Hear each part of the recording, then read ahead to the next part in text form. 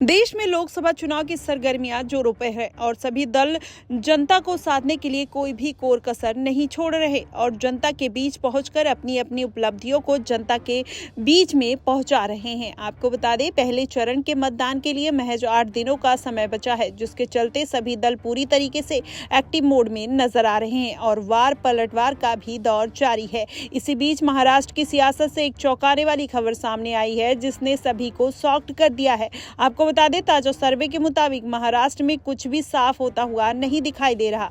पिछले सर्वे के मुताबिक बीजेपी और इंडिया गठबंधन में कांटे की टक्कर की बात सामने आई थी, लेकिन अभी भी ताजा सर्वे के मुताबिक चौंकाने वाले तथ्य निकलकर सामने आए, जिसमें बीजेपी को भी हैरान कर दिया है। वहां इस सर्वे के मुताबिक महाराष्ट्र की राजनीति में कुछ भी हो सकता है, जिसका अंदाजा लगाना आसान नहीं है। और वहीं इस बार महाराष्ट्र की सियासत कुछ स्पष्ट भी नहीं दिखाई दे रही। जिस तरीके से मोदी ने 400 पार का नारा दिया है और जिस तरीके से सर्वे के मुताबिक रिजल्ट आए हैं, ऐसे में कहा जा रहा है कि पीएम मोदी के जो हालात हैं वो महाराष्ट्र में अच्छे नहीं दिखाई दे रहे हैं। जो उन्होंने कुछ भी वादे किए थे वो कहीं ना कहीं जुमले के तौर पर जनता देख रही है। और जनता जिस तरीके से मोदी ने जनता को गारंटी दी, वहीं मोदी के महंगाई, बेरोजगारी, भ्रष्टाचार समेत तमाम वादे शामिल हैं, जिस पे जनता अब सवाल उठाते हुए भी दिखाई दे रही है। आपको बता दें, बीजेपी लगातार जनता को गुमराह करने का काम कर रही है, ऐसा सर्वे में कहा गया है, और राम मंदिर को लेकर राजनीति कर रही है। वहीं सुप्रीम कोर्ट के आदेश के बाद राम मंदिर निर्माण का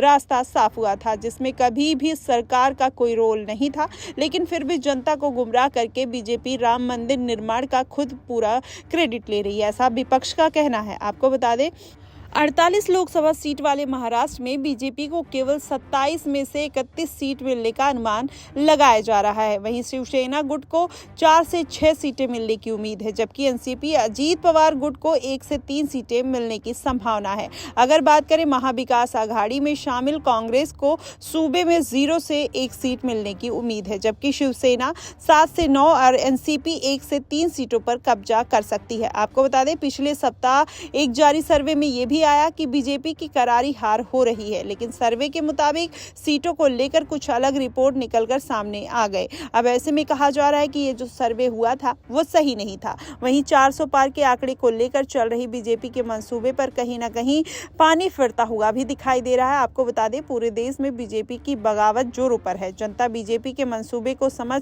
और जान चुकी है, जिसका परिणाम आगामी 4 जून को देखने को मिल सकता है, ऐसा विपक्ष का कहना है। लेकिन जिस तरीके से बीजेपी अब अपनी मजबूती महाराष्ट्र में एक बार फिर से दिखाने की कोशिश कर रही है, ऐसे में कहा जा सकता है कि बीजेपी अपना पूरा दमखम लगा देगी महाराष्ट्र में अपनी सरकार बनाने के लिए। वहीं 2019 में एनसीपी, कांग्रेस और बीजेपी शिवसेना के बीच आमने सामने टक्कर हुई थी और एनडीए ने 41 सीटों पर जीत हासिल की थी। हालांकि बीते 5 सालों में राज्य की राजनीति पूरी तरीके से बदल चुकी है। शिवसेना और एनसीपी भी 2 खेमों में बढ़ चुकी है। पिछली बार बीजेपी के साथ चुनाव लड़ने वाले उद्धव ठाकरे इस बार कांग्रेस के साथ मैदान में उतर रहे हैं।